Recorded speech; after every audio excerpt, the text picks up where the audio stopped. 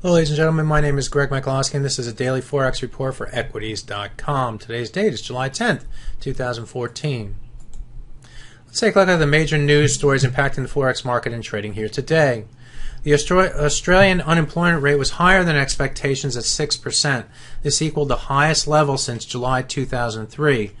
In addition to that, China's trade balance showed a surplus of $31.5 billion. This was less than the $37 billion expected. As a result, the combination has led to a lower Australian dollar in trading here today. Australia relies heavily on exports to China. In France and Italy, industrial production came in weaker than expectations. In France, for the month of May, industrial production fell by minus 1.7%. versus expectations of plus 0.2. In Italy, the decline was not much better at minus 1.2% versus an estimate of plus 0.2. The combination is leading to a lower euro in trading today. In Portugal, Banco Espírito Santo is delaying a bond coupon payment, and this too is pressuring European and global stock markets. European stocks are down over 1.5% currently. U.S. stocks are down around 0.4 in the major indices. In addition to flows out of the euro, it is also leading to a move into the Japanese yen as a safe haven currency. Finally, in the U.S., U.S. initial claims for the current week fell to 304. This is good news in the employment and should be good news for the dollar as well. In fact, the dollar is the second strongest currency in trading today behind the Japanese yen. For our chart of the day, I thought we'd take a look at the dollar versus yen. As mentioned earlier, from a fundamental perspective, the yen is the strongest currency in trading here today.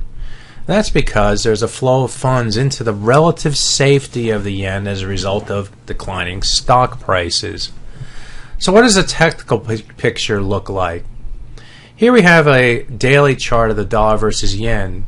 And as you can see, over the last 5 or so days, the market's moved lower. We came off of resistance up on the top side against topside trend line and this moving average line. This is the 100-day moving average. The market couldn't move above that level, and the buyers through here turned into sellers here.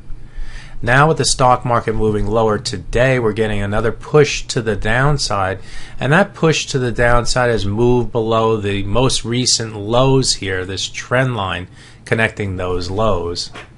That level comes in at the 101.33 level, which is around where the market's trading right now. The low for the day came in around the 101 level. So we are seeing some support buyers down below, and we are moving a little bit higher as stock markets are trying to recover a little bit from their sharp losses earlier today.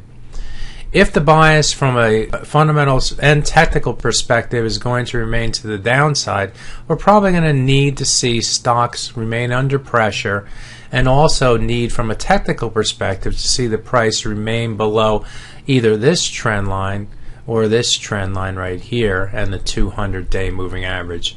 As long as the price can remain below those levels, the bias remains to the downside. My name is Greg Michalowski, and this has been a look at the foreign exchange market from a fundamental and technical perspective. Good fortune with your trading.